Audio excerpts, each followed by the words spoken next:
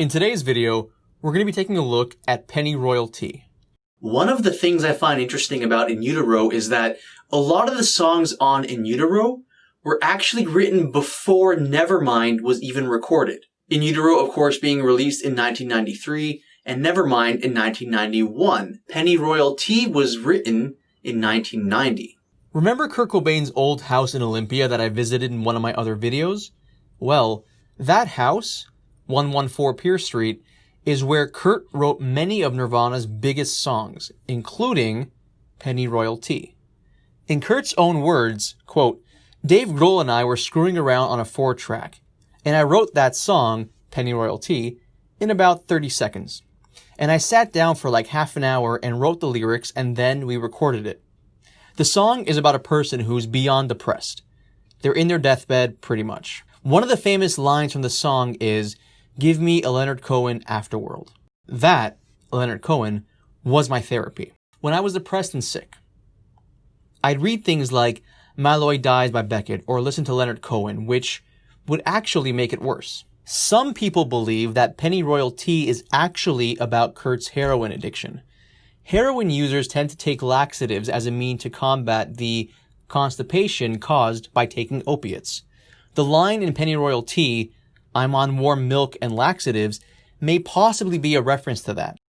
Others believe that Pennyroyal is a reflection of Kurt's unhappiness with being a famous musician. Pennyroyal may have possibly been a play on the expression penny royalty, which means an empty figurehead. As you can see, there are many different perceptions as to what Pennyroyal may have been about, but that's part of the fun. It's debating and trying to figure out what things could really mean. The first time Nirvana performed Pennyroyal live was at Seattle's OK Hotel on April 17th, 1991.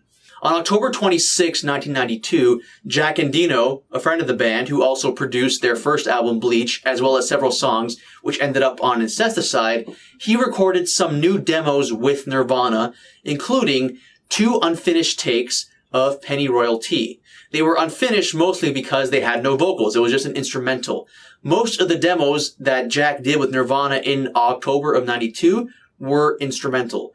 Take a look at this interview I did with Jack Endino where he talks about what it was like recording these demos and how the songs he demoed were actually re-recorded in 1993 for In Utero by Steve Albini.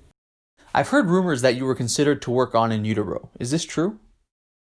You know, there were rumors of it reaching me because I know Kurt had talked about wanting to go back to a less produced sound. You know, after Nevermind, I think he wanted something that was a little less slick and less commercial sounding because of the nature of the production and mastering on that record was very radio friendly, which was a little of a shock to the band, I think. And, you know, there were rumors about it, but I never heard anything directly from the band. And in fact, the first time I talked to Kurt about it, he told me that he was planning on recording with Steve Albini. So I thought, well, that puts that to rest. But I did end up doing some demos for In Utero. You know, they came and said they wanted to record on the 8-track machine and try and just bang some songs out.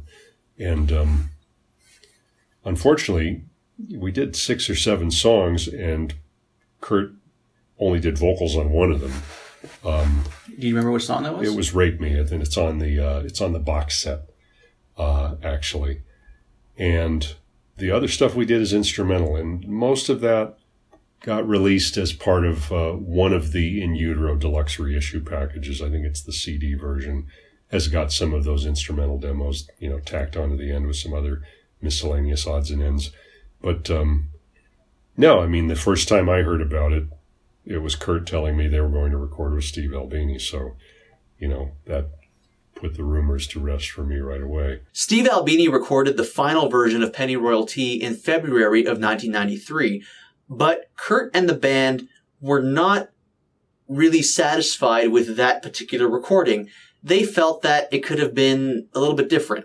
In Kurt Cobain's own words, he felt that the song was, quote, "not recorded right. There is something wrong with that recording of Pennyroyal. That should have been recorded like Nevermind, because I know that's a strong song, a hit single. were toying with the idea of re-recording it or remixing it. Ultimately, record producer Scott Litt was hired to remix Pennyroyal Tea. During my interview with Steve Albini, he spoke openly about the pressures the band was facing at the time and that he understands where they were coming from and that he has no lingering beef or any issues with any of the members from the band. Here's the interview clip. Take a look. When you recorded in Utero back in 1993, what exactly was the issue with Nirvana's label? My interactions with Nirvana were always directly with the band or occasionally with their management. Like, I never interacted with the record label at all. Everything that I know about their situation with the record label, I heard either from the band themselves or from secondhand from their management or people who worked with the band who relayed things to me, right? So, long story short, the band recorded the album in Utero by hiring me directly rather than having the record company pay me. So I was never contractually bound to their record company in any way. I was never under any obligation to anyone other than the band, right? That was a break in the paradigm of the way record companies wanted to do business. Record companies wanted to be the responsible party so that they could exert control over situations by withholding payment or demanding things or, and the band wanted to just go off and make a record and then deliver it as a finished product. If your business depends on you exerting control over the people you work with, and one of those people has a successful record that doesn't obey that protocol, it's a dangerous precedent. And so I think partly for that reason, the record label sort of automatically rejected the record when the band brought it to them. They said, yeah, this is our new record. We're happy with it. The record label deemed it unreleasable.